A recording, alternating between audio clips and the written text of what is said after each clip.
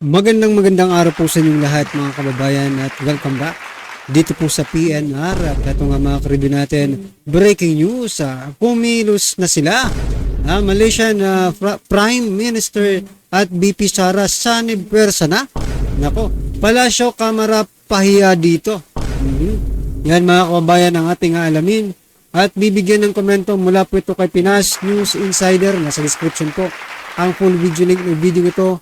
Subscribe na po kayo. At ito nga mga karibyo natin, nasa thumbnail po natin, nagimbal lahat. Nako, lahat na shocked, nasobrahan sa ayuda, bagsak ekonomiya.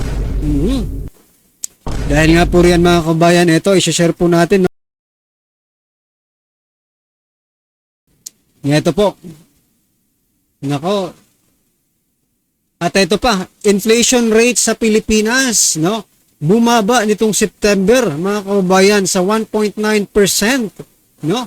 Pero, may pero Yan, pero, may nagbabadyang pagtaas, no? Ng mga presyo ng mga Noche Buena products. Nako, inflation rate, pero bumaba ang inflation rate, pero tumaas naman. Parang wala talagang justification pag pag naglalabas po sila ng balita. There is no justification in the real world, mga kababayan. Parang yung kanilang pagbabalita ng inflation rate ay parang panaginip lang. Kasi iba rin ang lumalabas na balita patungkol sa presyo ng mga bilihin dito sa ating bansa. No? Maya mga kababayan, bigyan po natin yan ng komento, okay? At ito na nga mga kababayan, nako. Ex-President Duterte inimbitahan ng House Quadcom Committee. House Quad Committee hingil sa pagdinig ng drug war.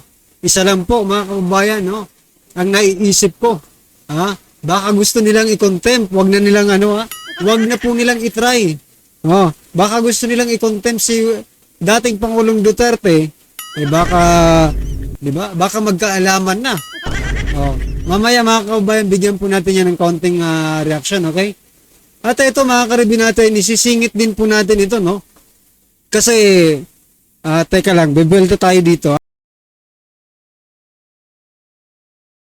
Kasi mga kababayan, no? Pag nag-i-scroll ka po ngayon sa iyong social media account, hindi mo maiwasan na may susulpot na mga gambling games, casino, or something na mga gambling website, di ba? Kaya nga gusto kong itanong, no? Kung ang Pilipinas ba ay gambling state na po tayo, no? Kasi hindi lang online, maging sa mga billboards, mga kabayan, bumubungad sa ating mga kabataan itong mga sari-saring mga pag-advertise ng mga sugal, no? Nako, yari na naman tayo dito. Okay, bigyan po natin ng konting komento yan mamaya. At eto pa, partido po ni Senator Risa Hontiveros, yung Akbayan, may mensahe po kay Vice President Sara Duterte. Nako, alamin po natin yan mamaya. At eto na nga, simulan na po natin mga kababayan, dito po sa sinasabi kong nasobrahan sa ayuda, bagsak ang ekonomiya. Eto, pakinggan po natin to, Nabanggit ko na sa laki ng binibigay natin ng ayuda, ang sinabi ng ating Pangulo Bongbong ay nasa 206 billion ang ayuda. Kung isusuma ang lahat ng binibigay, nasa 206. Ang sabi naman ni Secretary Recto, hindi, higit pa dyan. Ang ating mga sustento, subsidiya, total, nasa 500 plus billion. Sa palagay ko, labis-labis na yan. Ako yung isa sa pasimuno ng panahon ng COVID na magkaroon ng ayuda. Gustong-gusto natin matulungan. So yan mga kabayan, pero iba po noong COVID, no? Kasi hindi po makalabas, hindi po makapagtrabaho ang lahat ng Pilipino, no? Pero ngayon, wala po tayong pandemic, but still, it's more than, I think, naiisip ko lang kasi bilyones ito no? I think it's more than pa doon sa pinamigay nung pandemic yung ipinamimigay nila ngayon. Nako po. Yung ating mga kababayan at matapos yung COVID, alam natin di pa nakakabangon yung ekonomiya, marami pang walang trabaho. Maliban dyan, nabanggit ko na sa laki ng binibigay natin ng ayuda, ang sinabi ng ating Pangulo. So yan mga kababayan, ano ba ang nagiging nito? Nagiging effect nitong pamimigay nila ng ayuda, ng limpak-limpak ng ayuda mga kababayan. Una, sa tingin ko po ito po talaga ang naging epekto nito. Una, this is a sort of corruption. Because we know, no, pagdating po sa mga ayuda, there is no such audit, no? I think this is only liquidation by certification, mga kababayan. Na? So, magiging source po ito ng korupsyon. Yan ang number 1 na nakikita ko. Number 2, it is not sustainable. Ha? Kasi umaasa na lang po ang yung nabibigyan ng ayuda, no? Umaasa na lang po sa ayuda yung Pilipino, mga kababayan. Hindi na po sila nagtatrabaho. Hindi na po nagiging productive. That's why talagang babagsak po ang ekonomiya natin, no? Kasi instead na gumawa tayo ng mga project na napakikinabangan in the long term, no? Hindi lang ng gobyerno, no? Maging yung mga kababayan natin. For example, magano silang livelihood, di ba? May long term effect and short term effect ito. Yung short term magkakaroon po ng hanap buhay. No? Sa long term naman, gaganda ang ekonomiya natin, di ba? What I'm trying to point out mga kabayan is, hindi po nakakatulong, no? Itong pamimigay nila ng ayuda, no? Kasi ginagawa po nilang tamad, no? Ang mga Pilipino. Okay lang kasi sa inyo, kasi kayo, mayayaman kayo, kahit kayo, di ba? Kayo nga, eto, panoorin natin ito mga kabayan. Ganito talaga mangyayari kapag puro ayuda lang. For example, dito eto, panoorin natin at bigyan natin ito ng komento. Anong alam mo sa pagkapanalo? Anong alam mo sa katapatan? Gayong palagi kang nagpapati, palagi kang wala, palagi kang nasa club. Anong alam mo sa pagkapanalo? Anong alam mo sa katapatan? Gayong palagi kang nagpapati, palagi kang wala, palagi kang nasa club. So yan mga kababayan, no? I-relate ko po dito yung sinasabi ko kayo ng hindi po ito sustainable. Like for example dito, sa Made in Malacanang to yung pinagagalitan dito si President Bongbong Marcos Jr. Kasi puro lang daw party, anong alam niya sa pagkapanalo, puro ka lang naman lakwatsa, no? Ano ba? Yung kasing ayuda mga kababayan, dito, nakikita na po natin dito Ha? Ibig sabihin si President Bongbong Marcos nung kabataan niya pa, no? Wala po siyang ginawa, no? Yung tatay niya naman si former President Marcos Sr., puro lang ayuda sa kanya, 'di ba? Bigay ng kwarta kung ano-ano, syempre pang party-party. So kaya nagiging tamad po, no? So maybe this is the strategy or hindi ko alam kung ito rin ang estratehiya na ginagamit ng ating pangulo ngayon, no? Para gawing tamad ang mga Pilipino. 'Di ba? Kasi puro lang ayuda ng ama.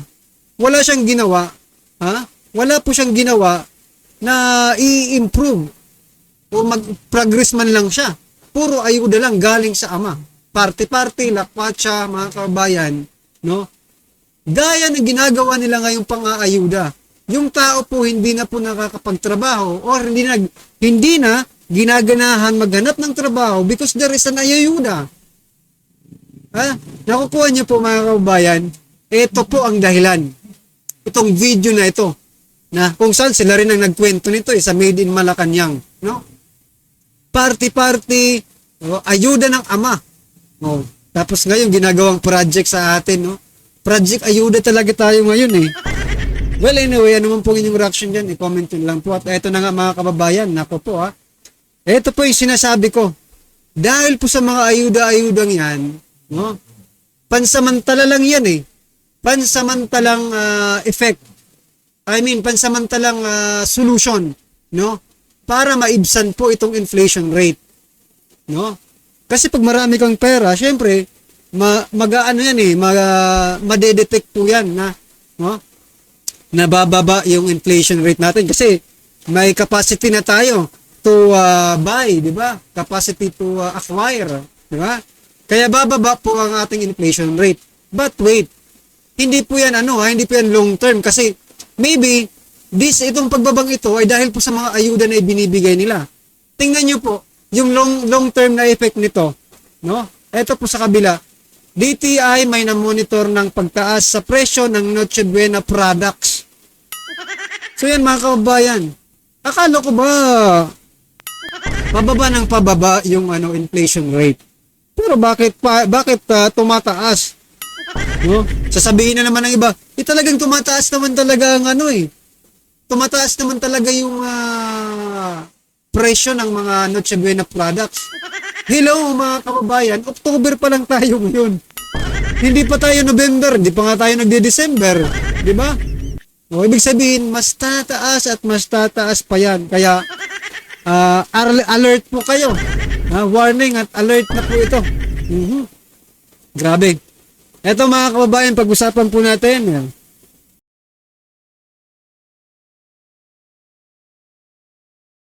Ex-President Duterte iimbitahan na ng Quadcom hingil sa paglinig sa drug war, mga kababayan. No? Gaya nga po ng sabi ko kanina, mga kababayan, baka gawin lang nila yung ginawa nila kay Ka Eric, Doc Lorraine at saka kay Attorney Harry Roque na kung ano lang yung gusto nilang marinig, yun lang para madali nilang mai-contempt ang isang invited na guest, no? O resource person. Ano sa palagay nyo mga kababayan? Mako-contempt ba or iko-contempt ba nila si former President Duterte? Abangan po natin yan kasi si Abante mukhang nagpaparinig na di ba, dun sa pagmumura. O baka diyan po ma-contempt ni Abante itong si President Duterte. Nako, yari. Magkakaalaman talaga dito. Ano sa tingin niyo mga kababayan? Yan ba ang stick to the plan nila? Ang i-contempt si former President Duterte? Yari. O, ito pa. Bigyan po natin ng pansin ito kasi kasi total ban ang Pogo dito sa Pilipinas, no? Online gamings, online casino, basta online na pagsusugal, binan po ni President Bongbong Marcos Jr. Pero teka lang mukhang may mali. Binan po ang lahat ng Pogo, but our government is the one, no, endorsing this online gambling, mga kababayan, no? Sabi nga ng kaibigan ko, kung pupunta ka nga sa casino, may limit di ba? Kung sino lang ang pwedeng pumasok. But this one, nasa mga billboards na. Anyone can see the advertisement, mga kababayan. Even the 5-year-old kids, no? Marerealize nila na, bakit ganito? Mayroon ng di ba? Maganda ba to? Because of their curiosity, no? These kids will turn into gamblers, mga kababayan, in the long term, in the long run. Di ba? Kaya nga natanong ko gambling state na ba tayo ngayon? No? Grabe po yung pagpo-promote ng mga gambling online gambling pagsusugal. Ano ba yan? No? Akala ko ba total ban ang Pogo? Ano ba, bakit ba natin binan ang Pogo? Dahil nakakasira, di ba, ng pamilya, nakakasira po ito ng utak. Marami po ang nasira dahil po sa pagsusugal. Tapos, ibabalandran nyo pa dyan sa mga billboard na yan. Diba? Konting common sense naman po. Diyan sa ating gobyerno. Diba? Kung talagang mahal nyo ang Pilipinas, bakit gagawin yung gambling state ang Pilipinas? Hindi pa ba kayo kontento sa pagtataya ng Pilipino diyan sa loto? At gusto nyo pang marami pa Ang masira ang buhay ng dahil sa pagsusugal. Grabe kayo, ha? Well, anyway, mga kabayan, ano po ang inyong reaction dyan? I-comment ko na lang. At ito pa, bigyan po natin ng reaction to.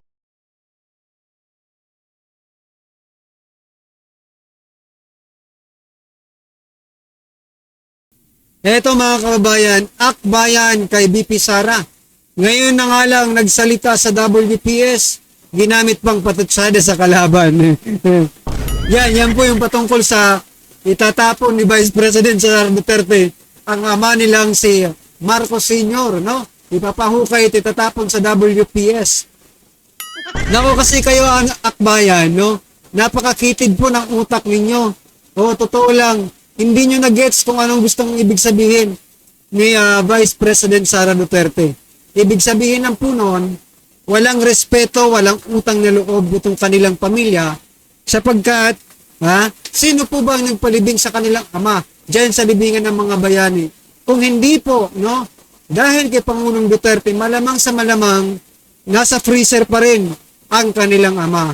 But, wala po silang sinukling maganda doon sa ginawa ni dating Pangulong Duterte. Instead, ginawa pa nilang subject, no, para ma-divert yung kanilang pagnanakaw sa ating kaban ng bayan. Ginawa nilang subject ang mga Duterte para ma-divert, no, yung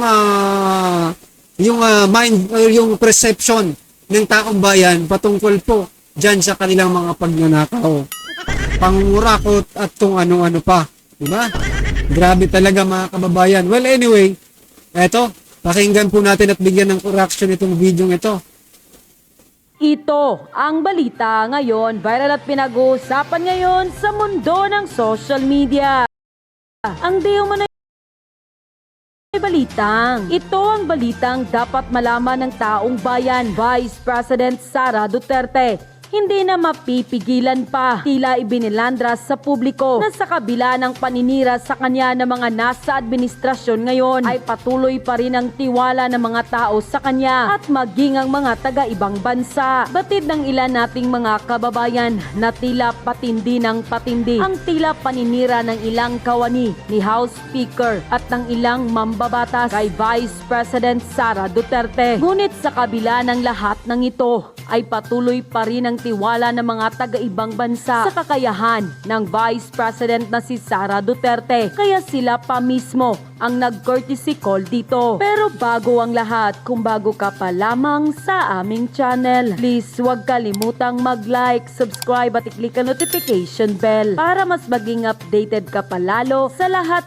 pa ng bagong video na i-upload namin. At eto na nga mga kababayan, sang magandang balita, matapos ang tila pang-aapi at kaliwat kanang pangbabatiko ng mga kumakalaban sa Vice President na si Sara Duterte, Malaysian Prime Minister His Excellency Dato Seri Dr. Ahmad Zanid bin Hamidi bumisita mismo at suportado ang Office of the Vice President. Ito ang balitang dapat malaman ng taong bayan at ayaw ipalabas ng mga bayarang media. Ayon pa sa inilabas na balita kamakailan lamang ng Office of the Vice President sa kanyang official Facebook account, courtesy call ni Vice President Sara Duterte at Malaysian Deputy Prime Minister His Excellency Dato Seri Dr. Ahmad Zanid bin Hamidi. Tinanggap ni Vice President Inday Sara Duterte si His Excellency Dato Seri Dr. Ahmad Zanid bin Hamidi, Deputy Prime Minister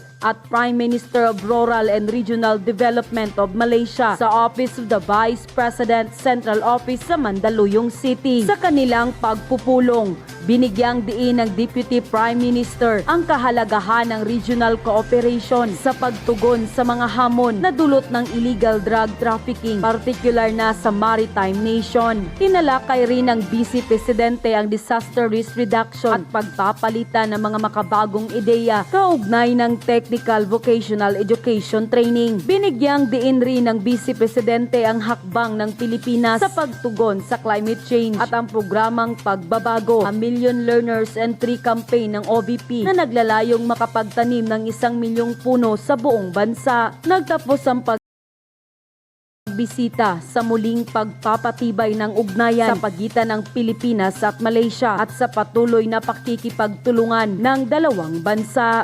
Unquote.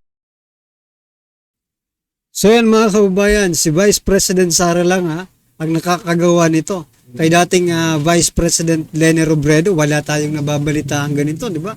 Na dumedirekta, mag-courtesy call sa Vice President ng bansa. Pero ngayon, nakikita naman natin, iba't ibang bansa na po ang mismong lumalapit sa ating Vice President. Palakpakan po natin. Yan mga kababayan, isa po itong sampal dito sa administrasyong ito. Kasi sinasabi naman nila si Vice President Sara Duterte is not part of this administration. Diba? Mismong si President Bongbong Marcos po ang nagsabi niyan dahil hindi nga po part ng administration itong mga ginagawa ng iba't ibang bansa na nagko-courtesy call dito kay Vice President Sara Duterte ay isang malaking sampal dito sa administrasyon. So yan mga kababayan, ano po ang inyong komento, opinion or kritisismo sa video ito ay comment lang po sa baba para at least alam po ng ating mga kababayan ang inyong pong opinion. Maraming salamat po.